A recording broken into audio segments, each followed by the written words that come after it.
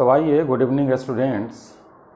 हम लोग अब ज़रा अपने इलेक्ट्रोकेमिस्ट्री के तीसरे लेक्चर की तरफ बढ़ रहे हैं और सेकंड लेक्चर तक में हम लोगों ने शाल्ट ब्रिज और कंप्लीट एक इलेक्ट्रोकेमिकल सेल के बारे में स्टडी कर दिया है।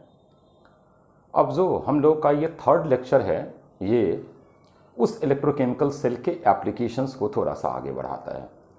पहली चीज़ ज़रा हम लोग जानें, relation among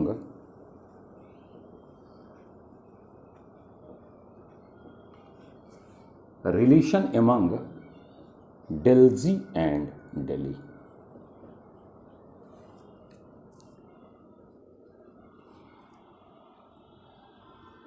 फॉर्मूला ज़रा देखिएगा, del G is equal to Gibbs energy, thermodynamics का टर्म, माइनस NEF।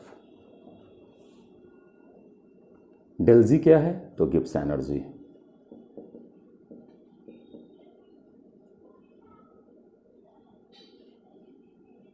N क्या है तो electrons involved in reaction. Simply याद रखना है कि जो कटने वाले इलेक्ट्रॉन होते हैं वही N होता है। E होता है सेल पोटेंशियल,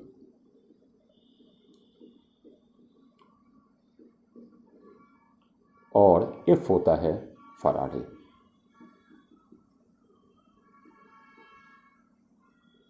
और एक फराडे 96500 कूलम्ब होता है।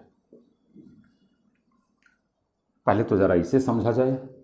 तो आइए, charge on 1 electron is equal to 1.6 into 10⁻⁻19 coulomb. तो इसलिए charge on Avogadro's number electron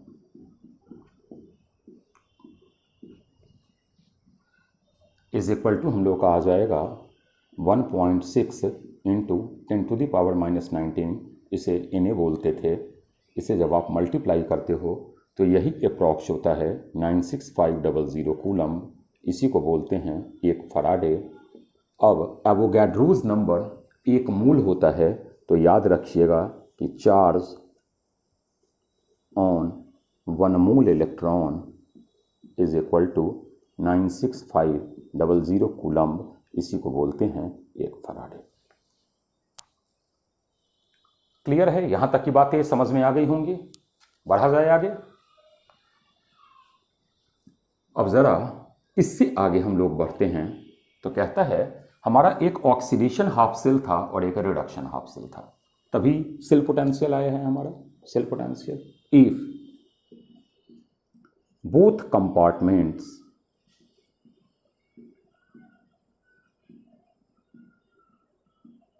are in standard state. अगर दोनों कंपार्टमेंट हमारे स्टैंडर्ड स्टेट पे हैं, मतलब या तो एक मोलर गैस है तो एक बार 25 डिग्री सेंटीग्रेड, तो यही डेल्जी हम लोगों का आ जाता है।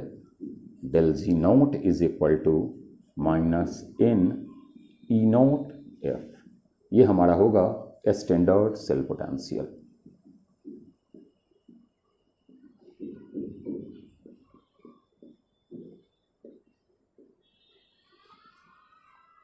उम्मीद करें यहां तक की बातें समझ में आपको आ गई होंगी। कोई दिक्कत नहीं है यहां तक में। अब जरा हम लोग आते हैं प्रॉपर्टीज ऑफ गिब्स एनर्जी। पहले जरा पढ़ते हैं, बहुत इंपॉर्टेंट है बेटा, अगली बात समझिएगा। हटाते हैं इसे।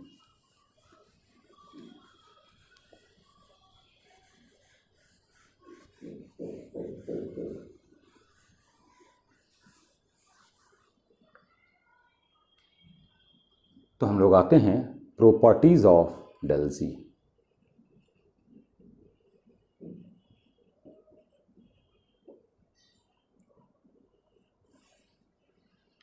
पहली प्रॉपर्टीज याद रखिएगा आज के बाद कि यह एडिटिव प्रॉपर्टी होता है, जुड़ने वाला, माने एडिटिव हो जाए, सब्ट्रैक्टिव हो जाए, यह एडिटिव प्रॉपर्टी है। दूसरा, सेकंड, या मोड ऑफ रिप्रेजेंटेशन डिपेंडेंट होता है।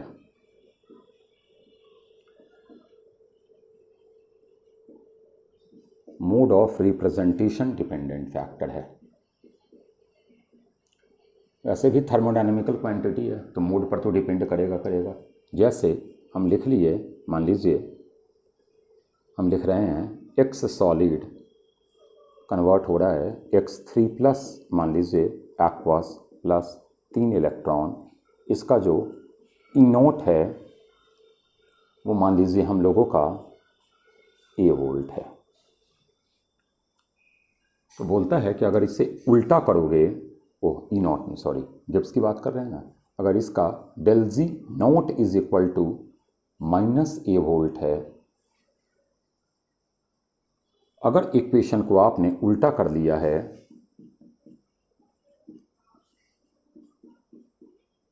तो यह del G not is equal to plus a volt होगा। और तब यहाँ वोल्ट नहीं आएगा बेटा, सॉरी गलती हो गया है, ये जूल होगा। गिब्स एनर्जी है ना, वो माइंड में सेल पोटेंशियल चल रहा था इतनी देर से, इसलिए जूल लिख दिया। क्लियर है। तीसरी बात याद रखिएगा, यह मास डिपेंडेंट होता है, बहुत इंपॉर्टेंट प्रॉपर्टी है इसकी, यह मास डिपेंडेंट है। अर्लियर पढ़े हुएगा, मास डिपेंडेंट को ही एक्सटेंसिव प्रॉपर्टी बोलते हैं। इसका मतलब जरा समझिएगा। मान लीजिए हम ले लिए X solid X3 plus aqueous plus 3 electron, इसका del G not is equal to है मान लीजिए ए जूल। आपने क्या किया, दोनों तरफ 3 से मल्टीप्लाई कर दिया तो 3x सॉलिड हमारा thrice of x 3 plus aqueous plus thrice of 9 electron आ गया। तो इसका जो डेल जी नॉट होगा वो हमारा आ जाएगा इसका तिगुना, मतलब -3 जूल।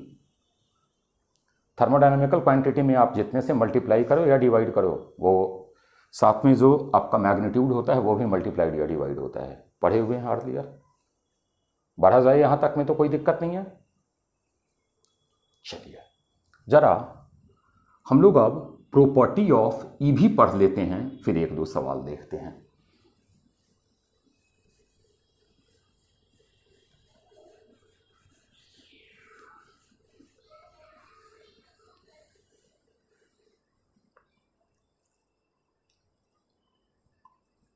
प्रॉपर्टी ऑफ ई,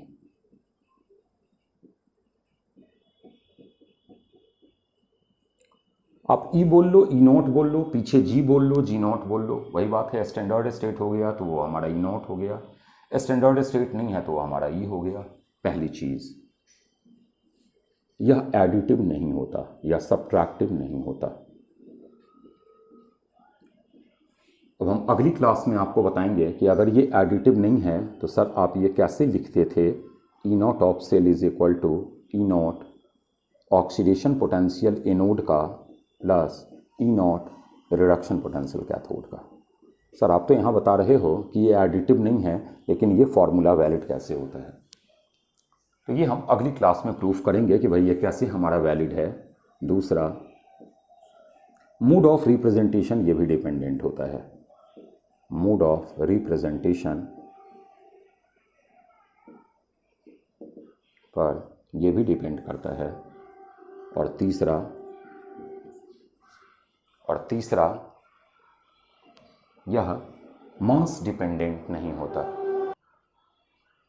यह हमारा मास पर डिपेंड नहीं करता है, इंटेंसिव प्रॉपर्टी है। इसका ज़रा मतलब समझिएगा। मान लीजिए ए सॉलिड हमारा A2 प्लस 2 इलेक्ट्रॉन में कन्वर्ट हो रहा है। इसका जो ई नॉट है वो मान लीजिए हम लोगों का है ए वोल्ट। अब बोलता है,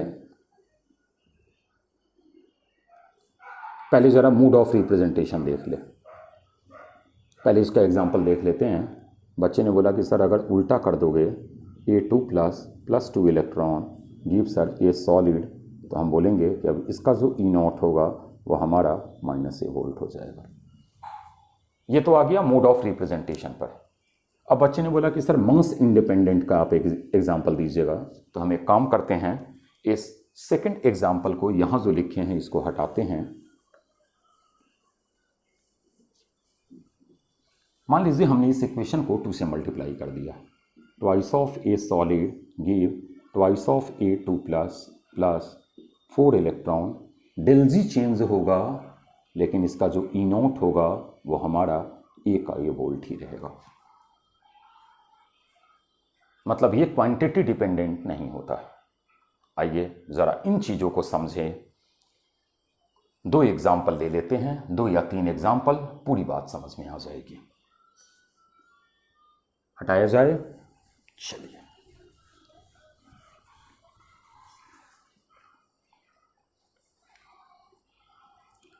zinc solid single vertical line, zinc 2 plus aqueous double vertical line, Cu2 plus aqueous Cu solid. Sir equation बनाओ, जिंक 2 प्लस 2 इलेक्ट्रॉन,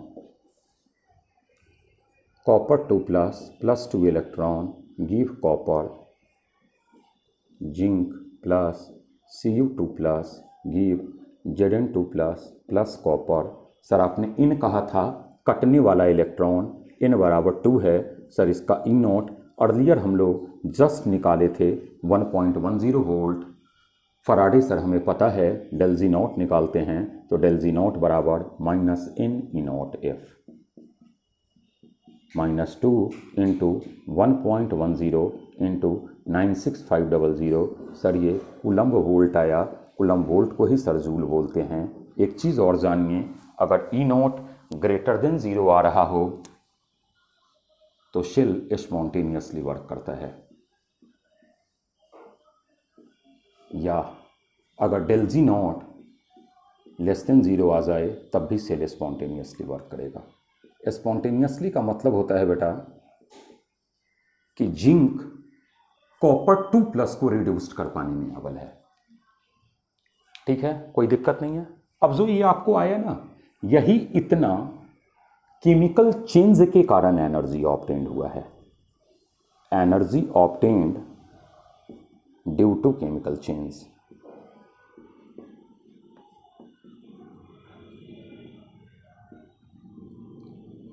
इसी एनर्जी को अब हम लोग मैकेनिकल एनर्जी में चेंज करेंगे या मैकेनिकल एनर्जी में यूज करेंगे। क्लियर है? अब बच्चे ने बोला कि चलो सर ठीक है, ये वाली बात तो समझ में आ गया। अब ज़रा देखना, हम यहाँ ले रहे हैं ट्वाइस, यहाँ कर दे रहे हैं ट्वाइस, यहाँ कर दे रहे हैं ट्वाइस, यहाँ कर दे रहे हैं ट्वाइस। हमने कहा कि अब डेल जी नॉट निकालो, तो बच्चा बोलेगा कि सर ट्वाइस आपने किया है तो this one is a 2। Sir twice आपने किया है तो this one is a 2। Sir ये पूरा हमारा 2 है। सर ई नॉट तो मास डिपेंडेंट होता नहीं है, तो ई नॉट तो 1.10 ही रहेगा। लेकिन सर इन अगर हम लोग ले ले तो अब 4 इलेक्ट्रॉन कटने वाला है, it means n is equal to 4 हो जाएगा सर। और अगर n इज इक्वल टू 4 हो जाएगा सर तो ई नॉट वही रहेगा लेकिन n चेंज हो गया। दैट इज़ वाई ये जो कूलम वोल्ट हमारा आ रहा है, यही कूलम वोल्ट सर हमारा जूल में कन्वर्ट हो जाएगा। और सर ये वो अमाउंट ऑफ एनर्जी है जो हमारा केमिकल चेंज के कारण आया है, जिसे हम लोग कहीं पर मैकेनिकल एनर्जी में यूज करेंगे। क्लियर है? बातें समझ में आ गई? अब एक बच्चे ने बोला कि चलो सर ठीक है, थोड़ा सा इक्वेशन को ट्विस्ट कर दो आप। तो आइए एक इक्वेशन को थोड़ा सा ट्विस्ट करते हैं। थोड़ा सा इक्वेशन को अब हम लोग ट्विस्ट बना लेते हैं। तो बच्चे ने बोला कि सर x से x3 प्लस जा रहा है और y2 प्लस से y जा रहा है सर। हम बोले ठीक है, x से x3 plus plus 3 electron, y2 plus plus 2 electron give y। बच्चा बोलेगा कटना है, सारे इलेक्ट्रॉन को कट करना है, इसे 2 से मल्टीप्लाई करो, इसे 3 से मल्टीप्लाई करो। Sir this one is n is equal to 6।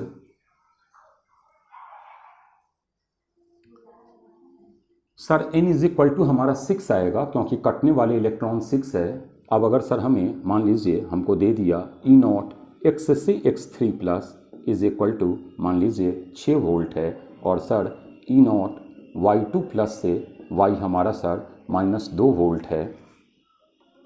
तो सर ई नॉट सेल निकाल दो, E not cell is equal to आएगा सर हमारा ई नॉट एक्स से x3 प्लस ई नॉट जिस फॉर्म में है सर y2 प्लस से y, this implies sir 6 minus 2 is equal to 4। अब सर लगाओ del G not is equal to minus n 4 into E not, sir electron हमारा 6 था, sorry electron हमारा 6 था, minus n E not 4 into 96500। Sir हमें मिल गया कि कितना कूलम वोल्ट या कितना जूल एनर्जी हमें मिलेगा। उम्मीद करें यहाँ तक की बात समझ में आ गई होगी। तो चलिए अब इस टॉपिक पर जो रिलेटेड कुछ सवाल हैं वो अगले वीडियो लेक्चर में हम लोग देखेंगे। Okay, thank you.